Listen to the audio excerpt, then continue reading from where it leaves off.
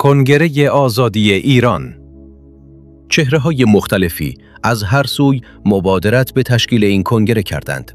تا الان اهداف سیاسی که اعلام کردند، یکی عبور از جمهوری اسلامی است، دومی دموکراسی کثرت‌گرا. بعد از آن مجید زمانی در BBC گفت در اولین کنگره در 28 مارس اهداف دوران گذار خودشان را هم فرموله و ارائه می کنند.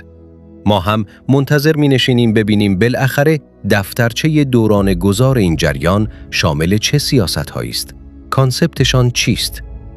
اینجا چند نکته مطرح است. یک، معمولاً در کشورهای غربی آدمها دور هم برای یک افق سیاسی جمع می شوند. یعنی پروسه برعکس نیست که اول جمع شوند بعداً برنامه سیاسی خودشان را ارائه کنند. لذا سوال این است: آن نکته اساسی که مقدم بر برنامه و کانسپت سیاسی باعث جمع شدن این جریان شده چیست و اصولاً این کنگره در چه طیفی قرار می گیرد؟ دو، یک کلمه‌ای که زیاد در تمام میزگردها از این افراد میشنویم و کلمه کلیدی هست، کثرت‌گرایی است. کثرت‌گرایی وقتی بدل به چسب درونی یک گروهی می شود که نقطه مقابل آن فردگرایی باشد، لذا می شود از تأکید روی تکثرگرایی اینجور متوجه شد که این کنگره در واقع در مقابل رضا پهلوی است. می‌دانیم و واقفیم که همه این افراد می‌گویند ما از رضا پهلوی هم دعوت می‌کنیم بیاید و شرکت کند. اما قبول کنیم که ماها همه بزرگسالیم. رضا پهلوی و جنبش سلطنت طلب را می‌شناسیم. رضا پهلوی معتقد است بقیه باید به او ملحق شوند. جاوید شاه با کثرت‌گرایی جور در نمی‌آید. شاهزاده انتخابی نیست، ژنی است. کنگره آزادی ایران قطب مقابل رضا پهلوی است. 3. سیستم پادشاهی در ایران نمیگیرد. این را جبهه راست فهمیده. برای همین نمیخواهد تمام تخم مرغ‌هایش را در سبد رضا پهلوی بگذارد. بازگشت به سلطنت مورد انتخاب دولت آمریکا و مابقی دول غربی هم نیست. علتش این نیست با رضا پهلوی بد هستند. مقتضیات گردش سرمایه و بازار کاپیتال در خاورمیانه دیگر با ساختارهای سیاسی متمرکز نمیخورد. اگر تمرکز قدرت در دست شاه خوب بود، غرب مجبور نمیشد با مواجهه با انقلاب حتی در متن شرایط بین‌المللی آن دوران شاه را مرخص و با خمینی سازش موقت کند.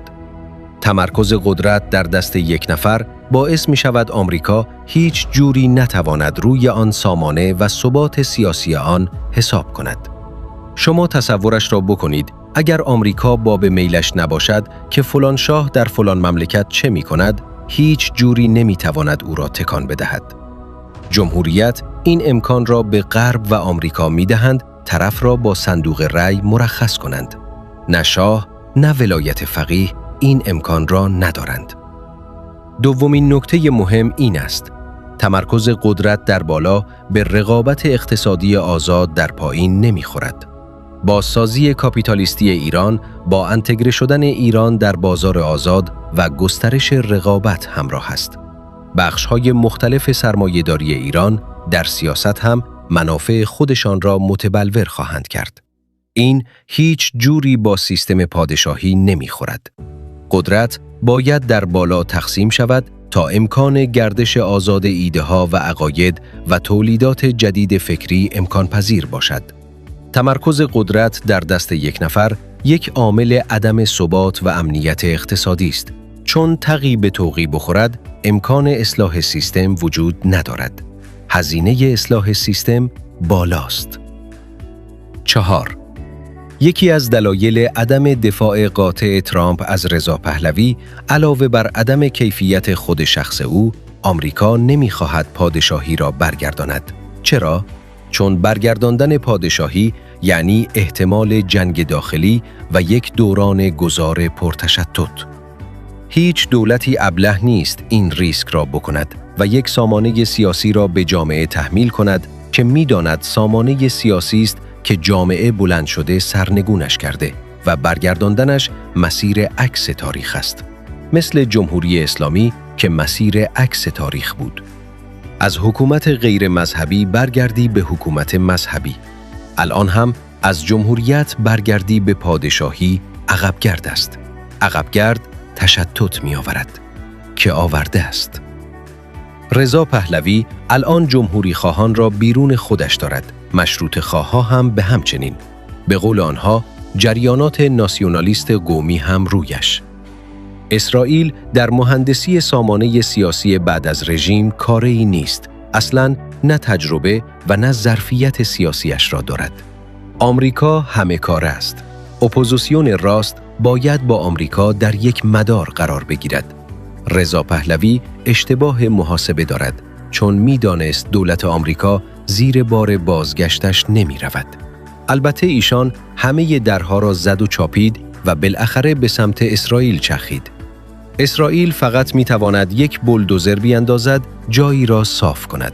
سامانه سیاسی سرپا کردن کار آمریکاست.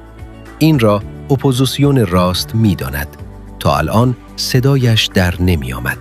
ساکت بود. عملاً اجازه داده بود که رهبری راست ایران را رضا پهلوی و جنبش سلطنت طلب بگیرد. الان بلند شده خودش را تکانده می‌خواهد در مقابل رضا پهلوی الترناتیو سیاسی راست که معقول و شدنی باشد را سرپا کند. این کنگره سویه اصلیش به طور قطع جمهوری خواهی است. اگر پادشاهی بود احتیاج به این دنگ و فنگ ها نداشت. می‌رفتند به رضا پهلوی می‌پیوستند. رضا پهلوی هم به این کنگره نخواهد پیوست. محال است. از همین الان با این فراخوان‌هایی که روزمره صادر می‌کند و دیگر جوک شده، تمرین شاه و سلطنت می‌کند. رضا پهلوی هر قدمی به سمت تکثر بردارد، خودش را نفی کرده. 5.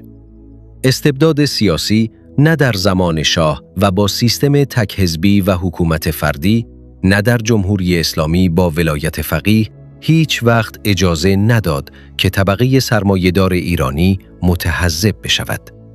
منظور از تحزب یک شکلی شبیه به کشورهای اروپایی است، نه شبکه مساجد برای جنبش ملی اسلامی یا کاریکاتور احزاب در جمهوری اسلامی. اصلاح طلبان شاید تنها جریان متشکل این طبقه باشند که الگوی کار خودشان را به تحزب سیاسی نزدیک کردند. افق سیاسیشان شکست خورد. وقتی شکست خوردند، بسیاری از اصلاح طلبان به پهلوی پیوستند. بسیاری هم نپیوستند و نظاره‌گر بودند. الان به این نتیجه رسیدند پیوستن به پهلوی راهش نیست. تلاش‌هایی که الان در چهارچوب کنگره آزادی صورت می‌گیرد، به واقع بیش از هر چیز متحزب کردن ریزشی‌های اصلاح طلبان برای یک افق جدید است. افقی بیرون جمهوری اسلامی و منطبق با قطب‌نمای آمریکا و دول غربی. ولکن 6. هرچقدر متحزب شدن اصولاً پیشرفت محسوب می شود و باعث تعالی جامعه است، همه با هم و ادای تکثر درآوردن تیر به پای این تلاش است. این کنگره نمی تواند هم راستها را و هم چپها را با هم جمع کند. بالاخره در همین المان هم جبهه راست محل حضور احزاب در طیف‌های مختلف این جبهه می باشد. جبهه چپ هم در لایه‌های مختلف متحزب شده است. اینجا افریقای جنوبی نیست کنگره درست کنی، چون که مفهوم آزادی آنجا رهایی از آپارتاید بود. ایران همچون کاری نمیگیرد. این کنگره باید بیرو در بایستی بگوید آقا، ما لایه‌های جمهوری خواه راستهای میانه و مرکز را جمع و متحزب می کنیم. همین. چون چپ‌ها هم خودشان را دارند جمع می کنند. جبهه زن، زندگی، آزادی ایجاد کردند. و این خوب است. این نشانه عبور از جنبش سلطنت طلب و قهقرایی است که این مدت تحمیل کردند. پولاریزاسیون سیاسی در جامعه ایران و رشد تحزب کمک می کند که پروسه عبور از جمهوری اسلامی متمدنانه باشد. شاید به نفع جبهه راست است که این کنگره رهبر آن باشد. رضا پهلوی نه توانش را دارد و نه آینده‌ای برایش متصور است. از رضا پهلوی و جنبش سلطنت خیلی استفاده می کنند برای سرنگونی نظام و شاید ادامه نظام و تا حالا هم مطلوبیت او فقط در این پروسه بوده.